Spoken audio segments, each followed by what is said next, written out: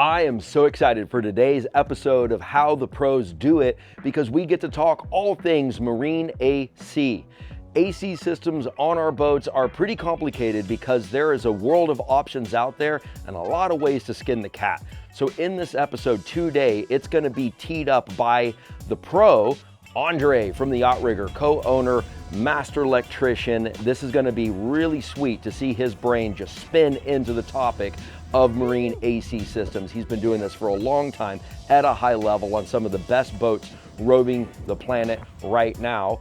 The things we're gonna look at are gonna be whether you should go variable speed or go direct, whether you do DC systems to power the AC itself, the unit itself, right to the battery bank, or do you go through the inverter instead? What are the differences? And then we're gonna specifically zoom into variable speed units and put them into a shootout head-to-head using testing protocols and measurements to see how these different systems stack up. Well, I have to be perfectly honest. I was not expecting this. So let's cut over to Andre right now on this beautiful Leopard 50 where the shootout is gonna start between these competing brands, and let Andre take the lead on what we're gonna be looking at today in How the Pros Do It Sunday. Hi, I'm Andre with the Outrigger. In the last few years with technology advancements, we've really increased the comfort level while cruising on our boats. Specifically, air conditioning at night on batteries without running the generator. That's a fan favorite. There's a lot of ways to achieve that, but lithium batteries are part of that recipe, as well as a good efficient air conditioner. My favorite choice is a variable speed self-contained air conditioner. In that category, there's a couple of flavors. We have AC powered variable speed air conditioners as well as DC powered air conditioners. So in this video, I'm going to do a head-to-head comparison and a performance test between a Dometic Voyager 18,000 BTU powered at 115 volts AC, as well against a Blue-Airco 48 volt 18,000 BTU. So the two brands that we've chosen to go head to head on this competition are the Dometic Voyager 18,000 BTU variable speed air conditioner against the newly released Blue-Airco Evolution 48 volt air conditioner. It is also 18,000 BTUs. So they are both rated the same. So this should be a fair competition, if you will. The way that we're going to test it, I have test probes by Testos, and both systems were tested in the same way. What I did is I used the same settings for both systems. So in other words, if you see, hey, it's only 12,000 BTU, 13,000 BTU, that doesn't really mean anything. We're comparing A to B because I use the same settings for both systems. And so it consists of a flow meter, a temperature probe. There's one here in the duct, and there's also one on the return by the air conditioner. So we're measuring the return air, the supply air, and the velocity of the air that is concentrated in this cone. I use the same pipe. I tried to lay it the same way, same length, etc. In other words, trying to be as fair as possible to both systems. So in addition to the air conditioning measurement equipment that we have to measure the performance, I obviously also had to measure the power consumption. Now, because one of them is a DC system, the other one's an AC system, I had to use different methods. So earlier today we went on a Voyage 50, and because it was an AC system, I was relying on the performance of the Serbo GX and all of the Victron equipment to give me a total draw. I also confirmed that with my Fluke clamp meter on the pump lead as well as the air conditioning lead, and I gathered some totals that way while I was doing that testing.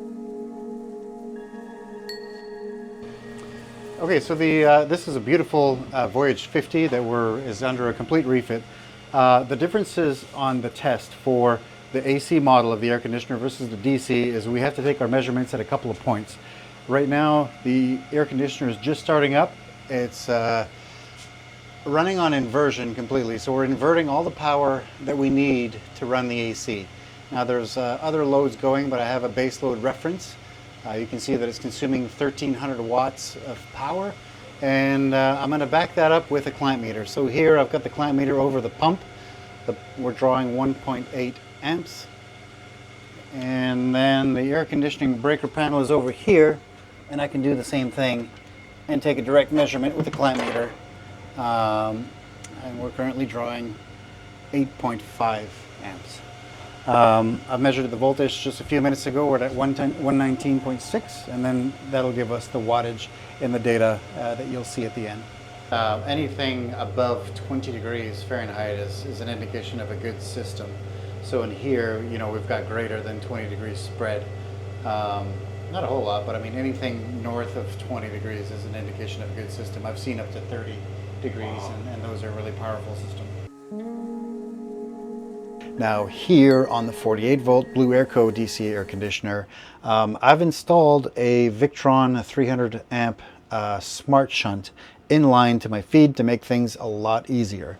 So as we're running this system side by side, this is the software for the test equipment, this is the shunt, you can actually see the live draw as it's going along. Now, one thing to keep in mind is that both vessels have a larger than required pump because they're feeding multiple systems. These two boats are located within a mile of each other. It's the same day, same conditions. The water temperature, which is also fairly important, is at 76 degrees here in November. It's still kind of a little bit warmish. It's going to cool off pretty quick. But that's also an important factor, that all of the conditions during the testing are fairly equivalent. All right, so all that's left to do is fire up the system and see what kind of performance we get out of this Blue-Airco. So because it's a variable speed, the ramp up to full production is fairly tempered. It starts the fan, eventually it introduces the compressor, and it'll slowly speed up to where it needs to be to get the temperature that we want. And speaking of getting the temperature that we want, unlike a conventional on-off air conditioner, the variable speed is going to control the speed of the compressor to maintain that temperature that you have set, as opposed to turning on and off to try to maintain the temperature. Overall, it gives you some energy gains, energy efficiency, but personally for me, it's the comfort level because it's a lot quieter. And like, I have customers that say like, oh, that air conditioner's underneath my bed, and when it starts up, it wakes me up every time. You don't have that with a variable speed. So overall, they're more energy efficient as well as quieter. So you can see here it's ramping up. You know, we're at 400 watts right now. We need to add 150 watts on top of that for the pump running, but you know, interestingly enough, 150 watts is actually feeding 2 air conditioner. I have a Frigomar 70,000 BTU chiller on board, and it's running right now. It's running on heat because we're cooling this space a little too fast, so I have to have one fight against the other. But so 150 watts on top of this. All right, so we're agnostic in the air conditioners that we sell. I mean, we do sell the Dometics that we tested earlier today. We do sell the Blue-Airco. I do really like Bernardo. Bernardo's one of the owners of Blue-Airco, and he's very determined to create the best air conditioner that he can, to the point where this is a second version. This is the model they're going to call the Evolution.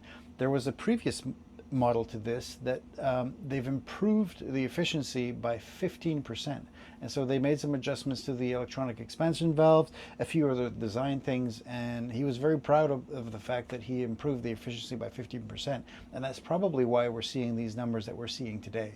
I love manufacturers like that are innovative, and they're always trying to push the envelope to try to make something that's better. In addition to that, I mean, these units are made in Italy. You can really tell by the fit and finish of the product that it is a quality product. The control box, or the power box, is you've got like 2 or 3 feet of cable, so the installation is a little bit easier. But overall, I've been very pleased with the Blue-Airco products. All right. Well, I have to be perfectly honest. I was not expecting this, and the reason I say that is because the Europeans have a different way of calculating BTU. Whenever I install a European air conditioner, whether it's Frigomar, Thermodynamica, things like that, a 16,000 BTU doesn't feel like a North American Dometic 16,000 BTU or Webasto or what have you. I've always found them to be a little bit weaker. And so I was fully expecting this same results while testing these 2 air conditioning units. But to my surprise, they came neck and neck in terms of output performance. Now, there was one difference between the two, of course, and that was energy consumption. Because they are two different systems electrically, obviously we have to account for the inverter loss. So if we take the Dometic, the average BTU for the Dometic was 12,670. In comparison, the Blue-Airco, 12,520. So let's call that an even tie. Through the inverter, while running the Dometic, we were consuming 1,383 watts. That includes the pump. For the Blue-Airco, we were at 1,050 watts. So that's 330 watts difference between the Dometic AC powered unit and the Blue-Airco. 333 watts of efficiency. What does that actually mean? Well, if you take that over an 8-hour night, it's roughly 2,600 watt hours, or the equivalent of a 200 amp hour lithium battery. So you can think of it as saving a battery with efficiency. I mean, sure, you can throw some more batteries in the system, more charging source, and make up for the difference that way. And if you already have an AC variable speed air conditioner, it may not be worth the effort to rip it out and put a DC air conditioner. But if you're starting from scratch and you're looking at a design, an overall design of a system, then a DC air conditioner does have a lot of advantages over just efficiency as well. If you have an AC powered air conditioner, you need to factor in the inverter loads. So on a boat like this, a 50-foot catamaran, you would probably have 5 single units, smaller ones for the cabins, a larger one for up top. When you run them all at the same time, that's a lot of power. It consumes a lot of power. So roughly, well, as we saw, 12 to 1,300 is usually the average what I see for AC air conditioners in terms of consumption. Sure, you could have a Multi-Plus 3000 and run a single air conditioner at 16,000 BTUs, as long as you have a soft start or it's a variable speed. But as soon as you do anything else, you're pushing the limit of that Multi-Plus 3000. If you start the microwave, if you start the coffee maker, you're going to overload that inverter, it's going to reset. You know, it just doesn't work. But if your plan is to not use the air conditioner during the day, at night you have it in a low level and that's all you run at night is the air conditioner, then sure, it's possible. But by having DC voltage air conditioners throughout the boat, you just basically forget about load management on your AC systems. And so you could have that Multi-Plus 3000 and run a microwave when you want, or a coffee maker when you want, and not have to think about the fact that you have an air conditioner running or not.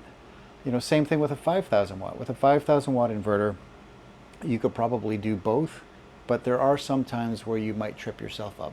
You know, power management is always something that you have to be aware on a boat when you're inverting power, but having those air conditioners in the mix throws it off a little bit. So that's where DC air conditioning is really nice, because you don't have to think about it. It draws from the native voltage of the bank. All right, so that was a really interesting day for me. A lot of really good data. I didn't expect some of the things that I saw. I learned a lot. I will add some additional details down in the description below. So I have some screen captures and some reports of the test equipment that I ran. We'll see you on the next one.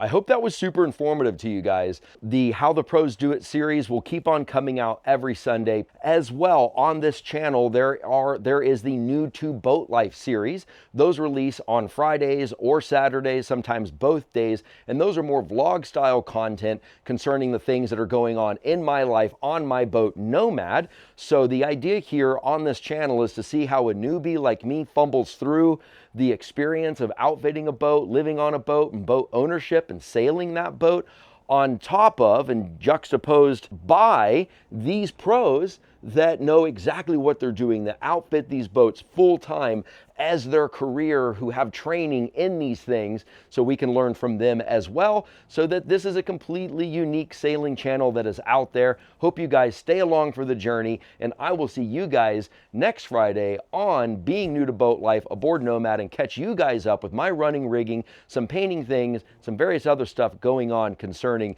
all the things in my world that I'm trying to figure out and the plates that I have spinning. So again, like, comment, and subscribe. Thank you for your viewership. See you on the next episode.